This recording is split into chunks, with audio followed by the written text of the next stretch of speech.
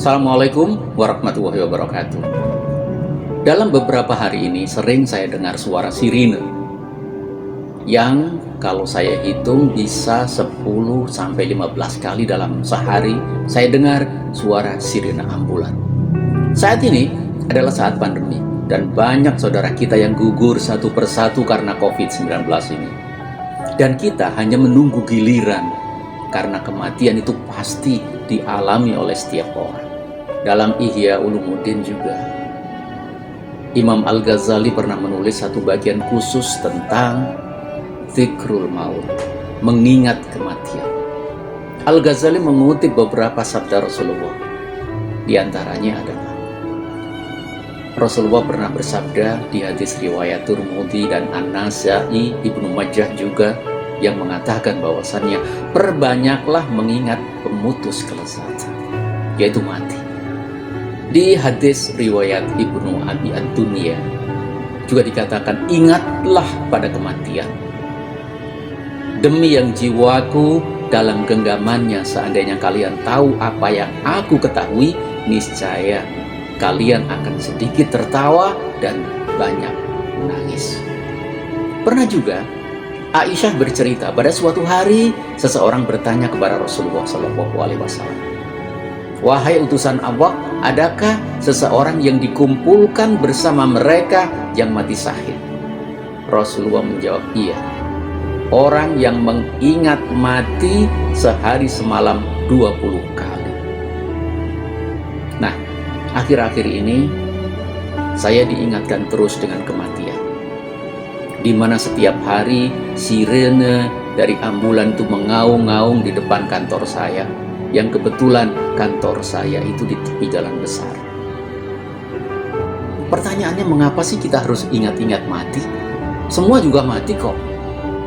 Sahabat donatur yang saya hormati, bahwasannya kematian itu misterius memang. Seorang filosof Jerman, Martin Heidegger, juga pernah mengatakan, begitu seorang manusia lahir maka dia sudah terlalu tua untuk mati. Mati bisa siapa saja, bayi bisa mati, di dalam kandungan bisa mati. Apalagi seumuran dengan kita. Kematian itu menyongsong kita sejak dari kelahiran. Manusia itu ada selalu menuju kepada kematian. Dengan demikian sebetulnya kematian itu merentang di dalam keseharian kita, terus menguntit kita, terus berada di belakang kita. Pada saat kita lengah, kematian datang. Kematian itu pasti, tetapi kapan dan di mananya adalah sebuah misteri. Dari dulu sebuah misteri, tidak diketahui. Karena itu kematian adalah kemungkinan yang pasti. Sungguh sang kematian itu terus mengintai kita, menatap tajam kita, seperti menunggu jatuhnya daun di kehidupan kita dari pohon. Ingat bahwa kematian itu tidak bisa diwakilkan. Dalam keseharian, segala sesuatu bisa diwakilkan, bisa digantikan, bisa dikecualikan, kecuali kematian. Tidak seorang pun dapat menjemput kematiannya untuk orang lain. Sudahlah, saya hari ini nggak mau mati, orang lain saja yang mati. Oleh sebab itu kematian itu merupakan momen paling autentik yang dialami sendiri. Kematianmu adalah kematianmu, kematianku adalah kematianku. Kita semua akan mati. Tidak bisa digantikan oleh orang lain, tidak bisa diwakilkan. Al-Ghazali pernah mengutip Abu Darda, apabila kamu mengingat-ingat orang yang mati, maka anggaplah dirimu seperti salah seorang dari mereka. Mulailah sekarang kita terus ingat akan kematian. Ada beberapa orang yang tidak sama dalam mensikapi kematian. Yang pertama adalah menenangkan diri, dan kemudian dia berkata, kematian itu dialami oleh semua orang. Kita mati nggak sendirian, bersama-sama. Tidak perlu kematian dipikirkan, tidak perlu diseriusi. Masa bodoh atas kematian. Hal itu cukup menghibur memang. Hal itu cukup membius yang berakibat lupa pada kematian.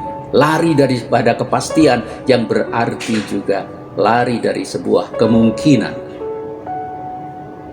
Itulah yang terjadi untuk orang pertama. Untuk orang kedua adalah bahwa kematian itu adalah autentik.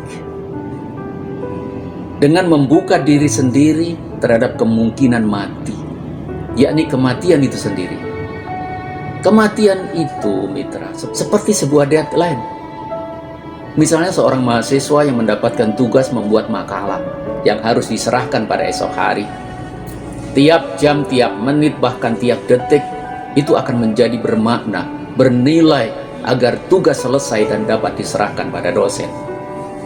Begitu pula dalam hidup, kematian itu melahirkan makna hidup. Saya pernah melihat seorang penulis yang sangat produktif sekali. Ketika kita tanya, kenapa Anda seproduktif itu? Dia mengatakan, dia menulis banyak dikarenakan dia telah sadar bahwa hidup ini memiliki batas. Ingat bahwa hidup ini memiliki batas, tidak selamanya kita hidup. Akhirul kata, saya kutipkan sebuah firman Allah yang artinya, katakanlah, sesungguhnya kematian yang kamu lari darinya, sungguh kematian itu akan menemui kalian. Lalu kalian akan dikembalikan kepada Allah yang maha mengetahui yang gaib dan yang nyata. Kemudian dia beritakan kepada kalian apa yang telah kalian kerjakan. Sekarang coba kita pikirkan, apa yang kita bawa untuk kematian kita? Sudah siapkah kita untuk mati? Dan apa yang kita bawa nanti?